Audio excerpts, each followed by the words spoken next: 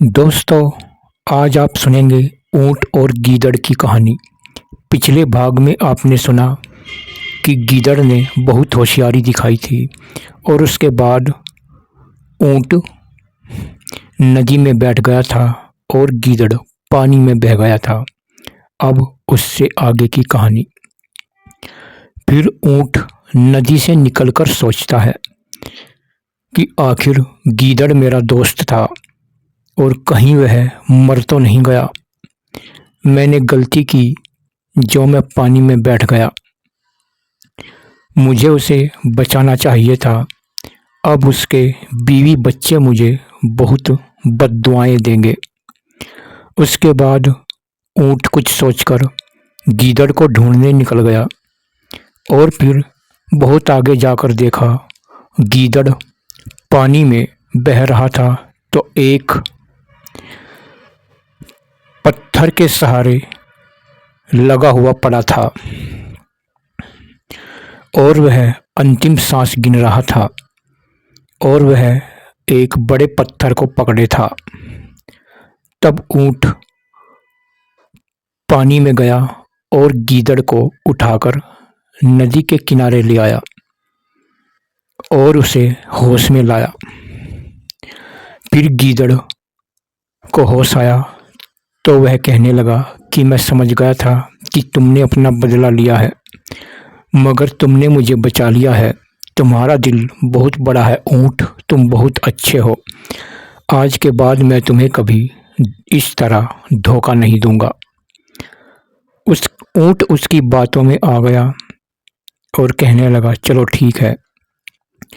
फिर ऊंट अपने घर आ गया और फिर गीदड़ अपनी बीवी बच्चों में चला गया और उसके बाद गीदड़ सोचने लगा कि आखिर मुझे ऊंट ने पानी में बहा दिया था, इसका बदला तो मुझे लेना ही होगा। अगर मैं मर जाता मेरी बीवी बच्चों का क्या होता। गीदड़ का शातिर दिमाग चलने लगा कि किस तरह ऊंट से बदला लूं। और उसके बाद गीदड़ एक बार ऊंट के पास गया। ऊंट बोला, क्या लेने आए हो गीदड़, क्या अब भी कोई नई चाल है? गीदड़ बोलने लगा, अरे तुम तो मेरे पक्के दोस्त हो, मैं चाहता हूँ तुम्हारी शादी करवा दूँ। तुम अकेले कब तक रहोगे? शादी का नाम सुनकर ऊंट के मन में लड्डू फूटने लगे। वह बोलने लगा, क्या तुम मेरी शादी करवाओगे? गीदड़ बोला, हाँ मैं चाहता हूँ तुम्हारी शादी हो जाए। और उसके बाद दोनों में फिर से गहरी दोस्ती हो गई और गीदड़ उसके पास आया, बोलने लगा कि हमने तेरी शादी की बात कर ली है और जो तेरी भाभी है ना, वह कुछ गहने मांग रही है। अगर तुम उसे कुछ गहने दिला दो तो फिर तुम्हारी बात बन जाएगी। ऊंट उसकी बातों में आ गया और एक आदमी से, एक जौहरी से गहने लेकर आ गया और वह गीदड़ को दे दिए।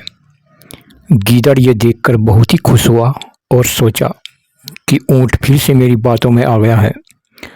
और वह अपनी बीवी के पास गया और दिखाए कि देख, ये लाया हूँ मैं तुम्हारे लिए, और जैसे मैं कहूँ ऐसे करती जाओ।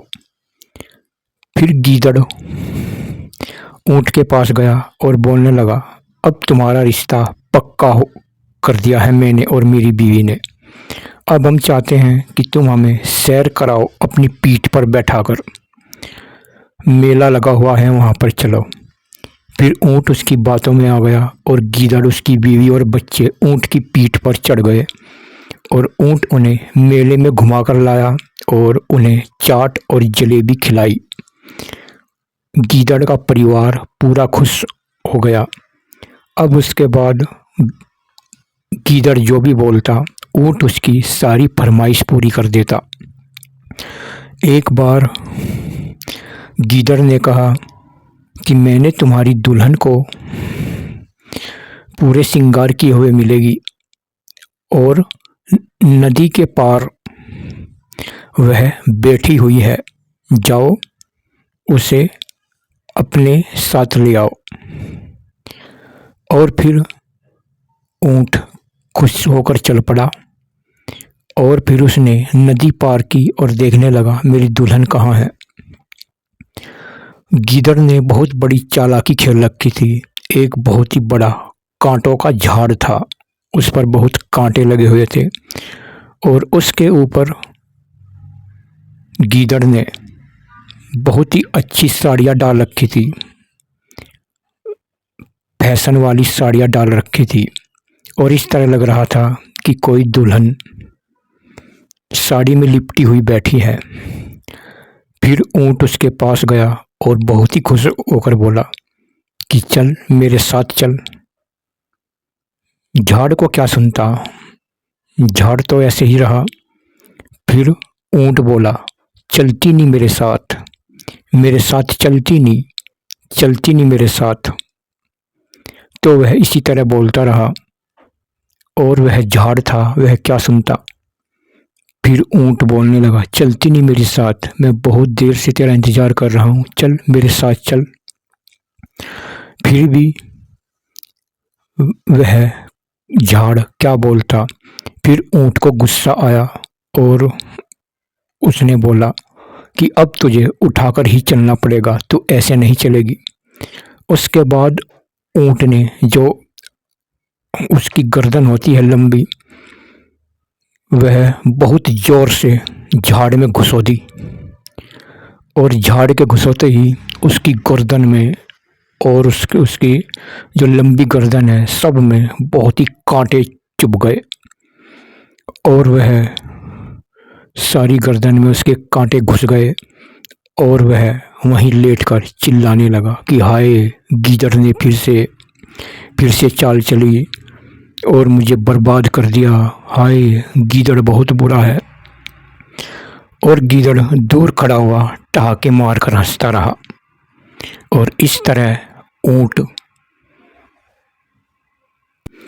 वहाँ पर पड़ा हुआ बुरी तरह रोता रहा। उसके कांटे चुभते रहे और वह रोता रहा। दोस्तों, इस कहानी से आपको क्या सीख मिलती है कमेंट में ज़रूर बताना।